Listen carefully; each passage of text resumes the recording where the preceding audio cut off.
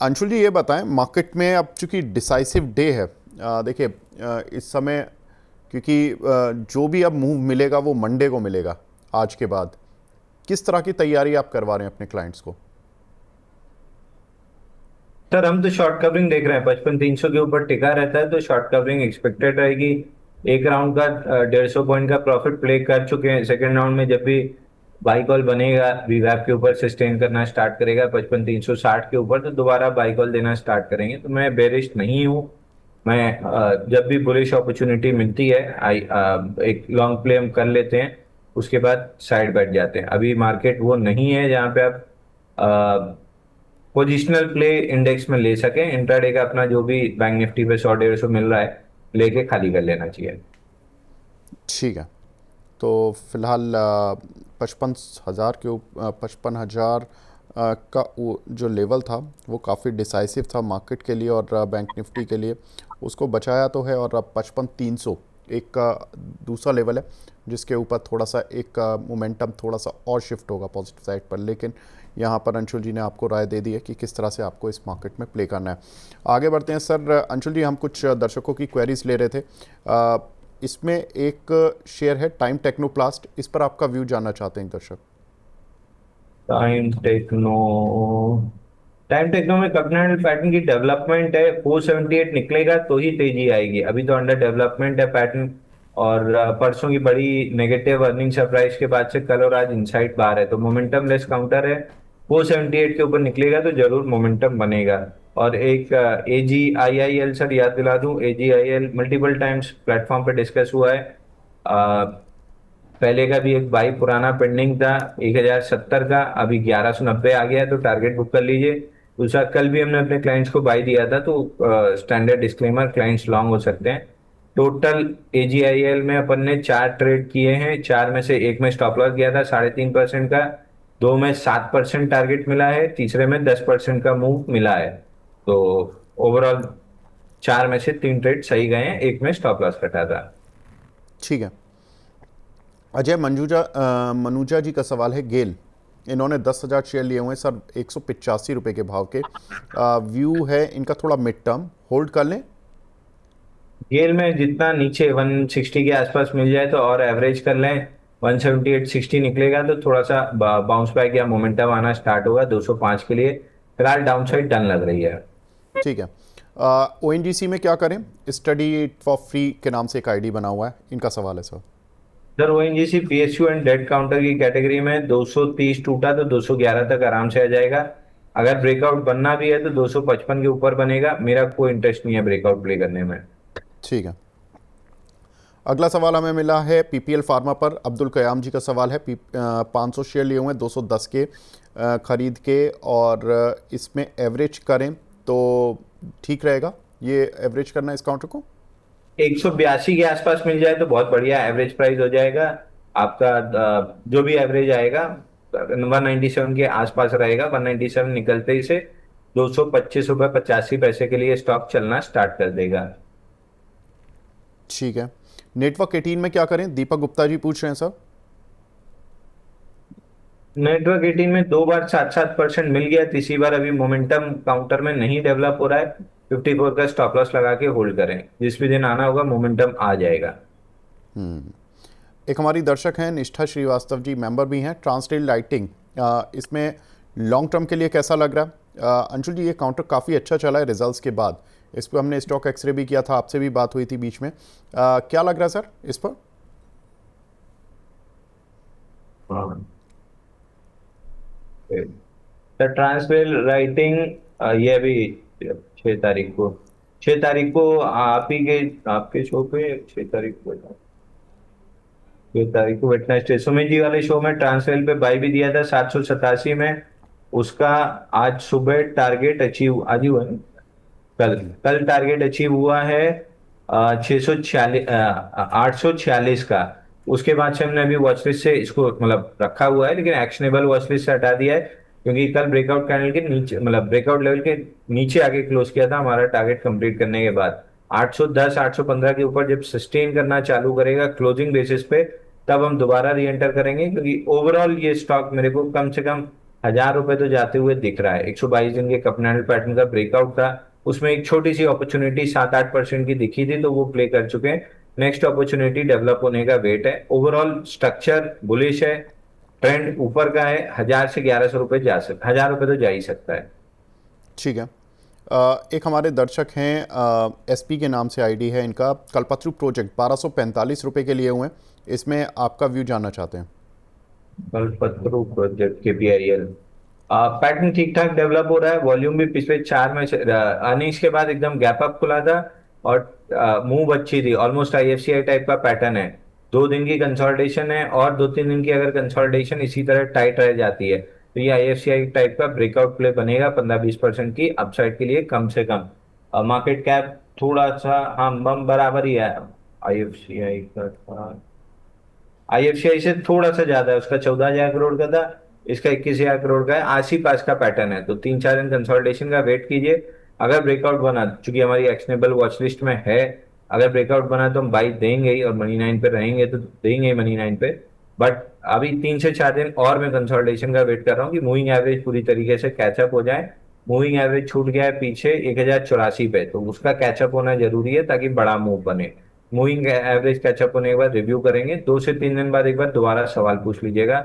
सब कुछ सही रहा और IFCI टाइप का पैटर्न बना और चला तो 1440 तक का टारगेट मिल सकता है। ठीक है। शाकिब जी का सवाल है BSC पर 2500 रुपये के लिए हुए हैं। अंशुल जी, इस पर क्या करना है? 3 साल के टारगेट पूछ रहे हैं।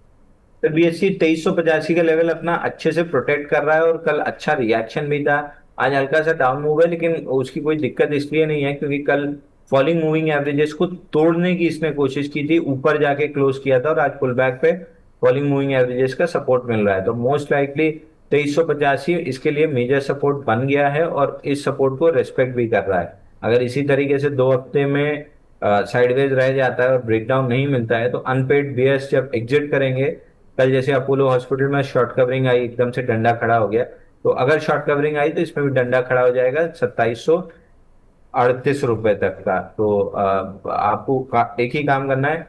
2350 रुपए, 2385 का मेजर सपोर्ट है, 30-35 रुपए का बफर दीजिए।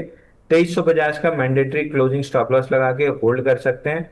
चलना है तो अगले 2 हफ्ते यहाँ पे बेस बनाएगा, और उसके बाद 2738 तक जा सकता है। तो अगर NSE का IPO बीच में अनाउंस हो गया तो बॉइंसी अपने आप बन ही जाएगी।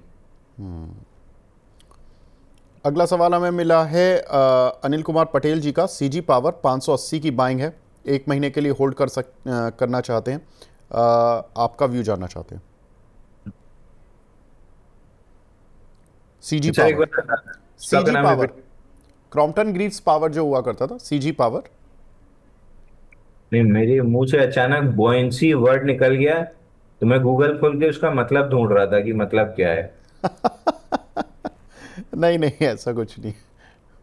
चलिए। CG पावर रेजिस्टेंस 644 था, उसको ब्रेक किया था इसने पिछली बार अर्निंग्स जब आई थी उसके बाद बड़ी कैंडल से 12 मई वाले वीक में। सर एक सेकंड नोट कीजिए। हेलो।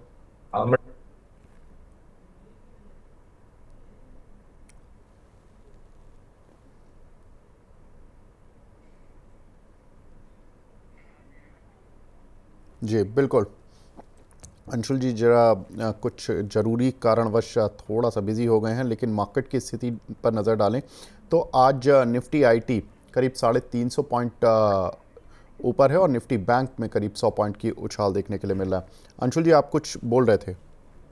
12 मई वाले वीक में सर इसने अच्छी अर्निंग्स के सहारे 16 मतलब 2 क्वार्टर में नेगेटिव EPS ग्रोथ देने के बाद मार्च क्वार्टर में 16% का पॉजिटिव EPS ग्रोथ दिया था। और 12 मई वाले वीक में जब ये रिजल्ट अनाउंस हुआ था, बड़ी कैंडल बनी थी, 773 का हाई, 624 का लो।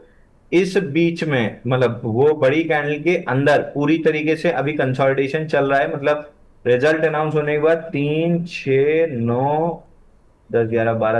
13 हफ्ता है कि हम इनसाइड बार ट्रेड कर रहे हैं। अगर ब्रेकडाउन आना होता तो अभी तक आ चुका होता, तो ब्रेकडाउन तो मुझे नहीं दिख रहा। और ये अर्निंग्स भी अनाउंस हुई हैं, तो 12% EPS राइज है, 29% सेल्स राइज है, तो रिजल्ट भी अच्छे ही आए हैं। तो मोस्ट लाइकली ये जो इनसाइड बार का पैटर्न बन रहा है 13 बार का इनसाइड बार पैटर्न बन चुका है, तो ये हेवीली एक्यूमुलेटेड स्टॉक दिख रहा है। जिस भी दिन इस इनसाइड बार का ब्रेकआउट आएगा 703.70 के ऊपर, एकदम फटेगा 809 रुपए 80 पैसे तक।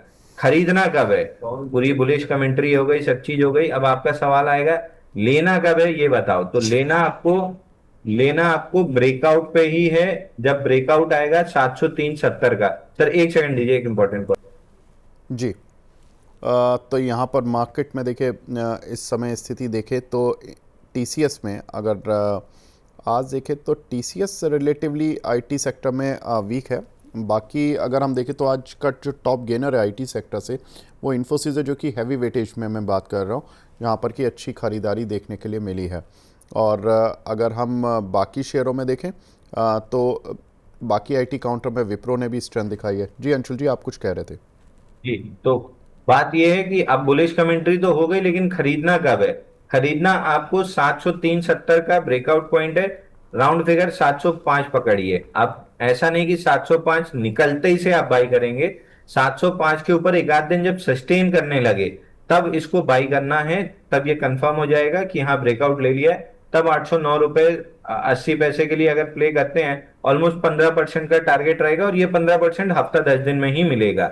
लेकिन ये ब्रेकआउट अभी 13 हफ्ता, ये 13वां हफ्ता है, तो अब 15 हफ्ते में होगा, 17 हफ्ते में होगा, ये कहना मुश्किल है। बट एक अलर्ट लगा लीजिए 704 का, क्योंकि 2 क्वार्टर अच्छी अर्निंग्स आई हैं और टाइट रेंज है, तो फटना तो है स्टॉक को। बट 705 का अलर्ट लगाइए, वो निकलता है तो बाई करेंगे। एक सवाल हमें मिला है मोहम्मद मुस्तकीम का, गुलशन पॉली पर सवाल पूछ रहे हैं सर, और सोना बीएलडब्ल्यू पर पूछ रहे हैं, आपका व्यू जानना चाहते हैं। सोना सोना कॉम्स जी, सोना कॉम्स सोना कॉम्स सर, था।